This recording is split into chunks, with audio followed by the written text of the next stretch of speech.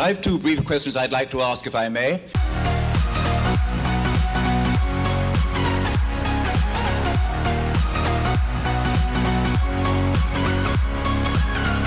Hi, welcome to Left Foot Media. My name is Brendan Malone and you're watching The Daily Question. Today's question of the day: what's wrong with the plot twist in Bodyguard? Now, before I go any further, as you can see behind me, I'm in a different location at the moment. I have to travel a little bit for work over the next week or so, and so you're going to notice a bit of a variance in the usual quality to the videos. I'm shooting this on my iPhone. For those of you who are sitting there wondering to yourself, you shooting the old Dutch angle now, are you, Brendan? You think you're clever, making the old comic book movies? No, I'm not. I'm doing my best with a desk-mounted tripod and my iPhone to make this video as appealing as possible. Hopefully the audio is bearable. I'm trying to do that a little bit differently as well. So please bear with me and forgive me. I should also say there are going to be spoilers in this episode. So if you haven't seen Bodyguard and you don't want anything spoiled, I'm going to get into some major spoilers. Go away and watch it and then come back later. Before I get into the problem with the plot twist, let me say this, that Bodyguard, this new Netflix or Netflix-acquired British crime, thriller, espionage, political drama thing, is enjoyable. It's engaging television. I really enjoyed watching it, despite the fact that there is a big flaw in the plot twist. However, I will say one thing before I get into that plot twist problem, and that is that this is a pretty good example of how you do diversity in casting really well. It's quite a diverse cast, both gender and racially speaking, but it's not your typical sort of identitarian politics type show. So what you have is this diverse cast, but they've also set it up so that it's not like, oh, the bad guys are the white males, which often happens in these types of scenarios.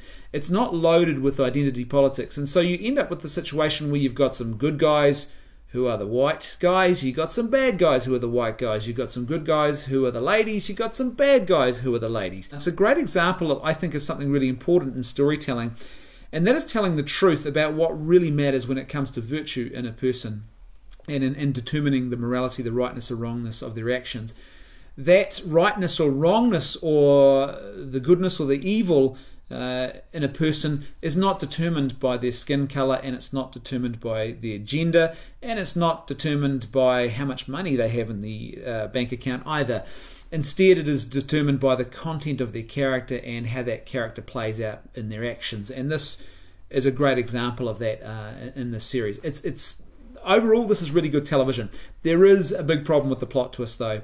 The plot twist, again, big spoiler alert, if you haven't seen it, this is the last chance to shut it off and go away and come back and watch it later. But the plot twist is that basically the person who we thought was not an innocent, but was effectively, she's a Muslim woman who has been, or what we think has been forced into becoming a jihadi suicide bomber by her husband, and she's this oppressed woman, or that's how we think it is. But it turns out, in actual fact, in the very end of the final episode, we discover that no, she's not an oppressed woman at all. In fact, she is the criminal mastermind behind this whole jihadi bombing campaign. One thing I'll say, the bombing campaign itself, I felt it was one of the sort of weaker aspects of the show. It was actually downplayed a little bit too much, I thought.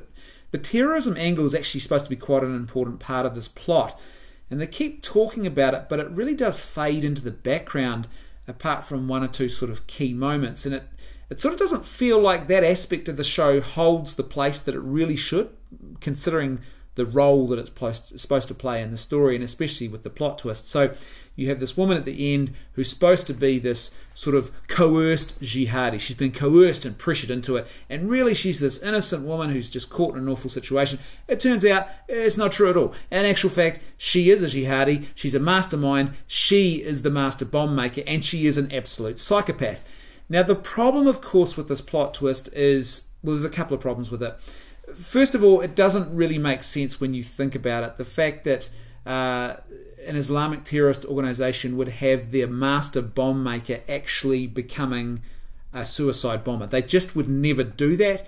Anyone who knows anything about jihadi terrorist activities would know that they are very clever at sort of how they use people and their assets well. And if they had an asset who was such an expert bomb maker, they wouldn't be using her to carry out suicide bombings. They would be using her to make more bombs, to carry out even more suicide bombings. So, you know, once she's gone, that's the end of the suicide bombing, so they'd never do that. Secondly, after she's captured for an attempted suicide bombing, she is then able to sneak out vital information to a suicide terrorist cell network. And it doesn't really make a lot of sense how she would have done that, because basically once she's arrested for that crime, the level of surveillance and scrutiny that she would be subjected to and people she was contacting, it would just be off the charts. And so it really is kind of questionable as to how she has managed to sneak out so much important information about our main character without this being picked up at all in any way. It just,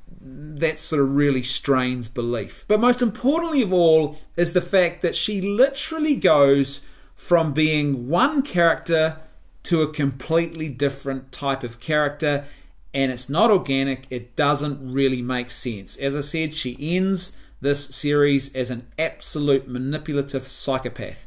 You don't switch from being a manipulative psychopath to being a cowardly and weak and vulnerable person, which is exactly how she is portrayed in the very first episode of this series, and that's how they set her character up, of course, for the big plot twist. The problem is it just doesn't make any sense that she would go from that character we see at the beginning to the manipulative and totally committed psychopath at the end. It just... Look, I'm not sure if there's a better way they could have done this, but basically it was quite jarring, that shift and that transition. The plot twist was great. It was like, oh, yep, didn't really see that coming. But at the same time, as soon as you stop to think about it for more than 2 seconds, it just doesn't really make a lot of sense. Overall, though, this was good and enjoyable television. I was gripped. I watched it from beginning to end and I was enthralled.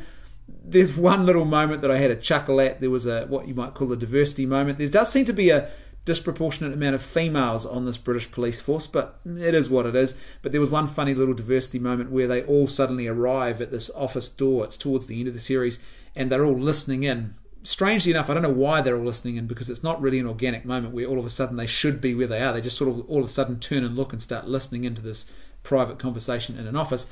But it's quite noticeable in that moment that all of a sudden there's this overabundance of female police officers, and you stop and you think to yourself, where are all the males in this police division? This was a good, gripping and enjoyable series. I'd recommend it if you like espionage, you like spy thriller stuff, if you like British television. It is sort of quintessential British stuff. And it's been a while since I've actually watched something British that I thought was engaging and done to this sort of level. It's definitely well worth a watch.